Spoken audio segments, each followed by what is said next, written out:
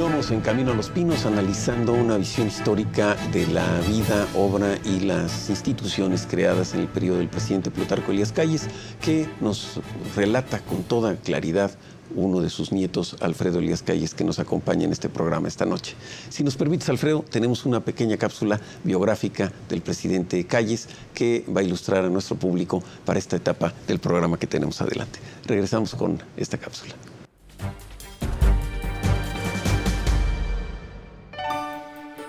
Plutarco Elías Calles fue presidente de México entre 1924 y 1928, siendo una figura clave en la historia del país.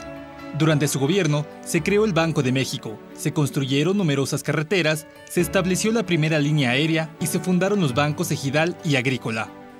Numerosas presas, sistemas de riego y escuelas rurales son también parte del legado que nos dejó Calles. En 1928, Álvaro Obregón, mentor político de Calles, se reelige como presidente de México, pero es asesinado durante la celebración de su triunfo.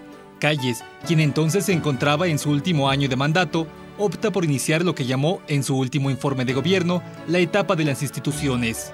Conforme a lo dispuesto por la Constitución, se designa a un presidente interino, Emilio Portes Gil, quien convocó a nuevas elecciones para 1929. En ese mismo año, Calles y varios militares y caudillos de la Revolución fundan el Partido Nacional Revolucionario, antecesor del PRI. En 1929, Pascual Ortiz Rubio es electo presidente. La historia cuenta que desde entonces hasta su expulsión del país en 1936, Plutarco Elías Calles jugaría un papel clave en el manejo de la política en México, siendo conocido desde entonces como el jefe máximo de la revolución y el verdadero poder entre 1928 y 1934, periodo conocido como el Maximato. La influencia de Calles llegaría a su fin bajo la presidencia del presidente Cárdenas, electo en 1934 con el apoyo de Calles. La madrugada del 10 de abril de 1936, un cuerpo militar saca a Calles de su casa, todavía en pijama, y lo expulsa del país en un avión del ejército mexicano. Calles solo pudo regresar a México al final del mandato del presidente Manuel Ávila Camacho. Plutarco Elías Calles moriría en 1945.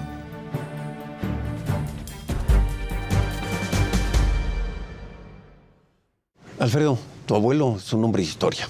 Es un hombre que hizo, tuvo, se mantuvo en el poder y luego el poder mismo lo rechaza, ¿no? Esta estructura del sistema político mexicano le da todo el poder al presidente en turno, pero después, fuera del poder, el mismo poder lo rechaza, ¿no? Y este es quizá uno de los graves destinos del presidente Calles. ¿Cómo llega al poder? ¿Cuál es esa amalgama con Adolfo de la Huerta que tú mencionabas que conoció en su etapa de profesor y ese vínculo con el genio estratégico de la revolución que fue Álvaro Obregón? Estando Calles viviendo en Guaymas, haciendo por la vida en una de las tantas actividades que tuvo que hacer para arrimarle el chivo a la familia, como él decía. Sí. Llega el señor Madero a Sonora. Son las primeras apariciones del señor Madero en el espectro sonorense.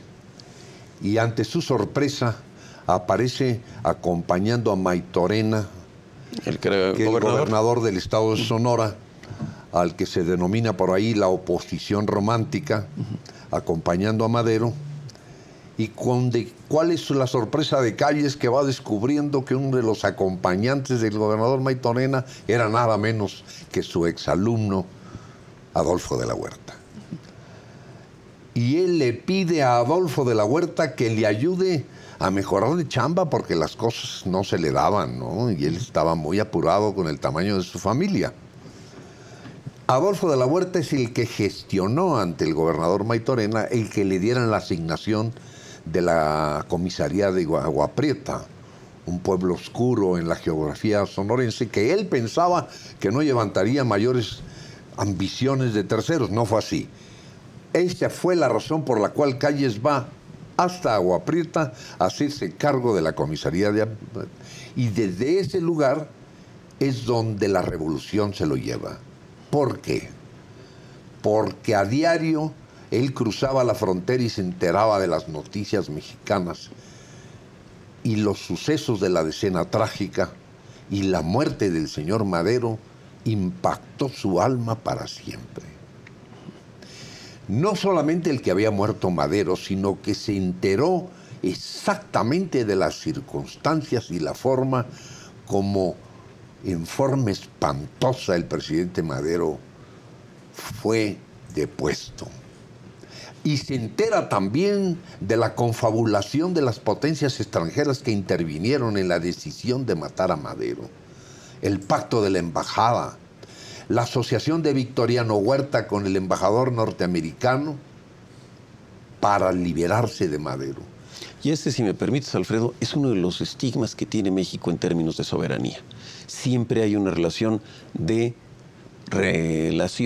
vecinal, pero siempre de sospecha en el periodo de la Revolución y posteriormente con los Estados Unidos, ¿no? Y para Calles viene siendo un tema fundamental. Habiendo trabajado en la frontera, habiendo vivido las fricciones fronterizas y habiendo sido testigo histórico de este momento donde el embajador Henry Clay Wilson y el entonces vicepresidente Huerta deciden asesinar a Madero, ¿no? Así es.